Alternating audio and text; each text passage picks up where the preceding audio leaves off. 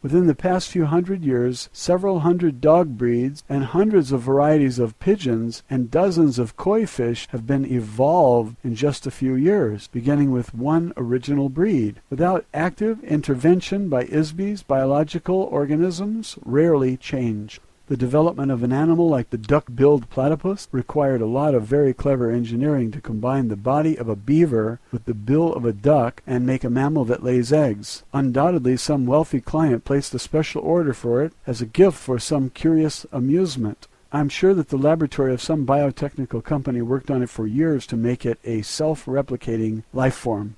The notion that the creation of any life form could have resulted from a coincidental chemical interaction moldering up from some primordial ooze is beyond absurdity. Factually, some organisms on Earth, such as proteobacteria, are modifications of a phylum designed primarily for the star Type 3 Class C planets. In other words, the domain designation for a planet with an anaerobic atmosphere nearest a large, intensely hot blue star, such as those in the constellation of Orion's belt in this galaxy. Creating life forms is very complex, highly technical work for ISBEs who specialize in this field. Genetic anomalies are very baffling to Earth biologists who have had their memory erased. Unfortunately, the false memory implantations of the old empire prevent Earth scientists from observing obvious anomalies. The greatest technical challenge of biological organisms was the invention of self-generation or sexual reproduction. It was invented as the solution to the problem of having to continually manufacture replacement creatures for those that have been destroyed or eaten by other creatures. Planetary governments did not want to keep buying replacement animals.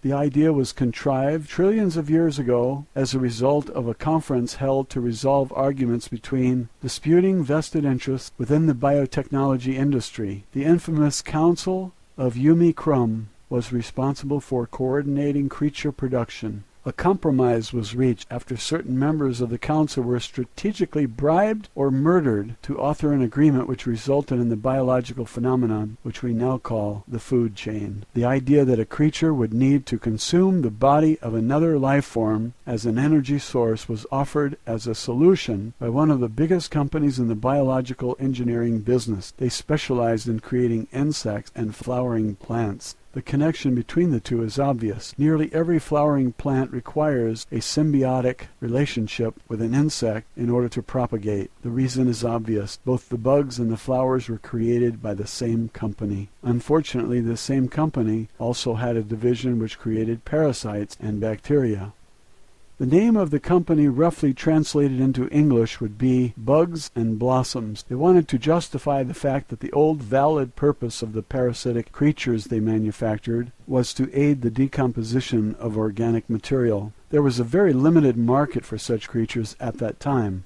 In order to expand their business, they hired a big public relations firm and a powerful group of political lobbyists to glorify the idea that life forms should feed from other life forms. They invented a scientific theory to use as a promotion gimmick. The theory was that all creatures needed to have food as a source of energy. Before that, none of the life forms being manufactured required any external energy. Animals did not eat other animals for food, but consumed sunlight, minerals, or vegetable matter only. Of course, Bugs and Blossoms went into the business of designing and manufacturing carnivores. Before long, so many animals were being eaten as food that the problem of replenishing them became very difficult.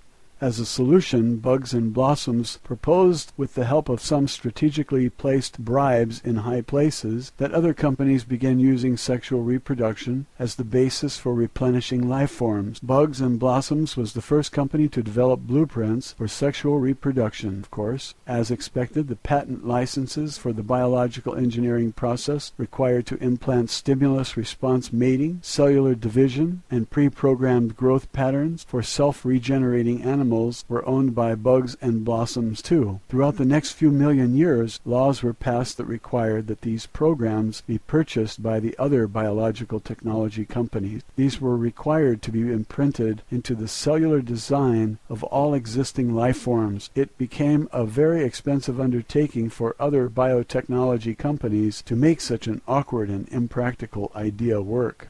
This led to the corruption and downfall of the entire industry. Ultimately, the food and sex idea completely ruined the biotechnology industry, including bugs and blossoms. The entire industry faded away as the market for manufactured life forms disappeared. Consequently, when a species became extinct, there is no way to replace them because the technology of creating new life forms has been lost. Obviously, none of this technology was ever known on Earth and probably never will be. There are still computer files on some planets far from here which record the procedures for biological engineering. Possibly the laboratories and computers still exist somewhere. However, there is no one around doing anything with them. Therefore, you can understand why it is so important for the domain to protect the dwindling number of creatures left on Earth.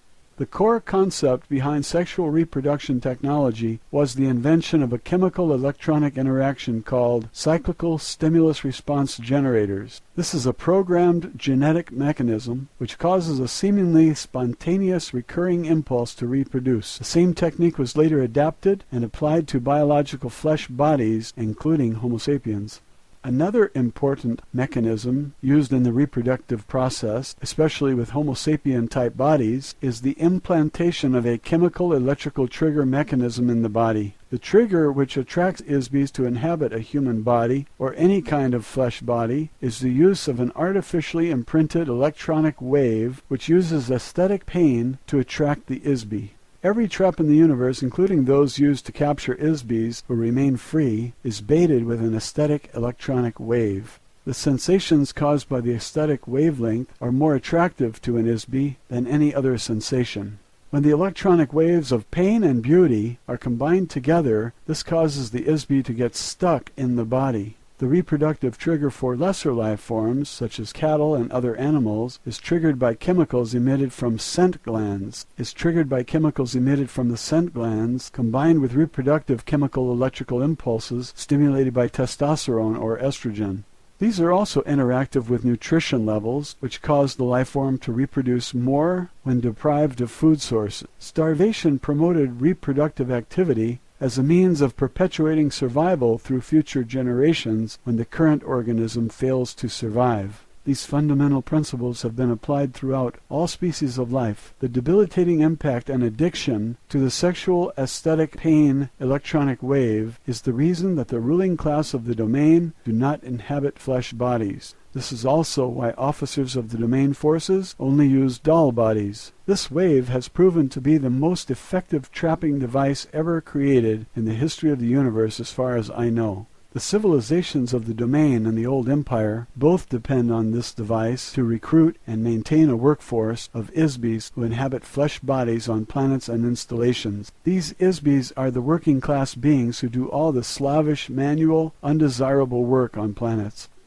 As I mentioned, there is a very highly regimented and fixed hierarchy or class system for all ISBs throughout the old empire and the domain as follows. The highest class are free ISBs, that is, they are not restricted to the use of any type of body and may come and go at will, provided that they do not destroy or interfere with the social, economic, or political structure. Below this class are many strata of limited ISBs who may or may not use a body from time to time. Limitations are imposed on each ISB regarding range of power, ability, and mobility they can exercise. Below these are doll body class, to which I belong. Nearly all space officers and crew members of spacecraft are required to travel through intergalactic space. Therefore, they are each equipped with a body manufactured from lightweight, durable materials. Various body types have been designed to facilitate specialized functions. Some bodies have accessories such as interchangeable tools or apparatus for activities such as maintenance, mining, chemical management, navigation, and so forth. There are many graduations of this body type, which also serve as an insignia of rank. Below these are the soldier class. The soldiers are equipped with a myriad of weapons and specialized armaments designed to detect, combat, and overwhelm any imaginable foe. Some soldiers are issued mechanical bodies. Most soldiers are merely remote-controlled robots with no class designation. The lower classes are limited to flesh bodies. Of course, it is not possible for these to travel through space for obvious reasons. Fundamentally, flesh bodies are far too fragile to endure the stresses of gravity, temperature extremes, radiation exposure, atmospheric chemicals, and the vacuum of space. There are also the obvious logistical inconveniences of food, defecation, sleep, atmospheric elements, and air pressure required by flesh bodies that dull bodies do not require. Most flesh bodies will suffocate in only a few minutes without a specific combination of atmospheric chemicals. After 2 or 3 days, the bacteria which live internally and externally on the body cause severe odors to be emitted. Odors of any kind are not acceptable in a space vessel. Flesh can tolerate only a very limited spectrum of temperatures, whereas in space the contrast of temperatures may vary hundreds of degrees within seconds. Of course, flesh bodies are utterly useless for military duty. A single shot from a handheld electronic blast gun instantly turns a flesh body into a noxious vapor cloud. Isbies who inhabit flesh bodies have lost much of their native ability and power. Although it is theoretically possible to regain or rehabilitate these abilities, no practical means has been discovered or authorized by the domain.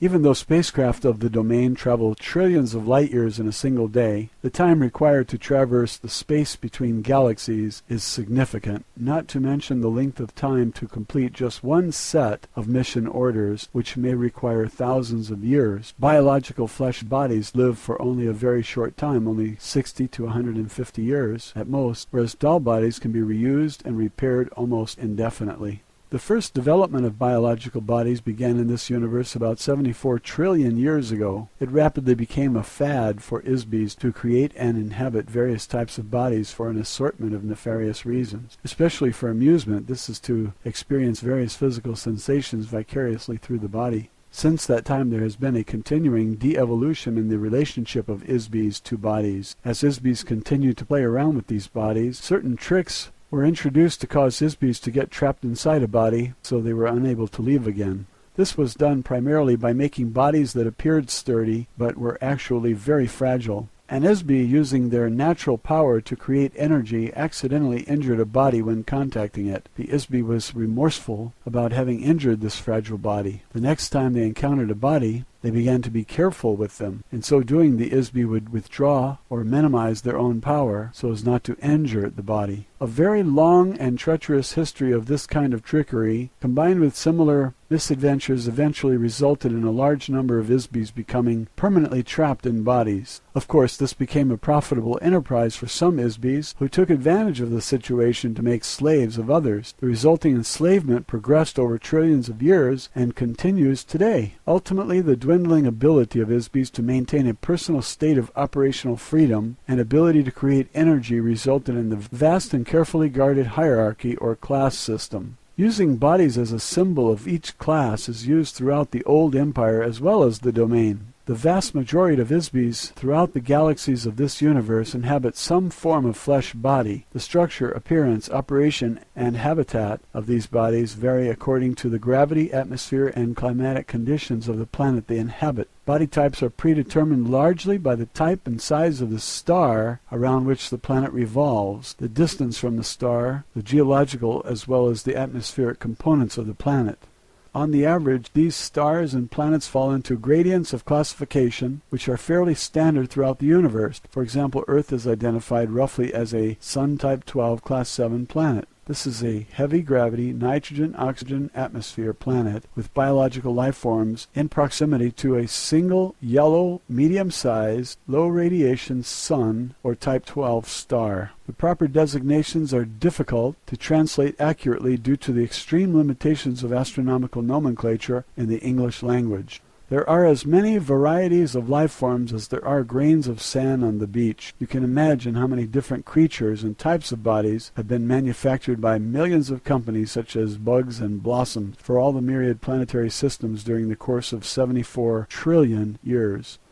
Matilda O'Donnell McElroy, personal note. When Errol finished telling me this story, there was a long, silent pause while I muddled through all this in my mind. Had Errol been reading science fiction books and fantasy stories during the night? Why would she tell me something so incredibly far-fetched? If there had not been a 40-inch tall alien with gray skin and 3 fingers on each hand and foot sitting directly across from me, I would not have believed a single word of it. In retrospect, over the 60 years since Errol gave me this information, Earth doctors have begun to develop some of the biological engineering technology that Errol told me about right here on Earth. Heart bypasses, cloning, test tube babies, organ transplants, plastic surgery, genes, chromosomes, and so on. One thing is for sure, I have never looked at a bug or flower in the same way since then, not to mention my religious belief in Genesis.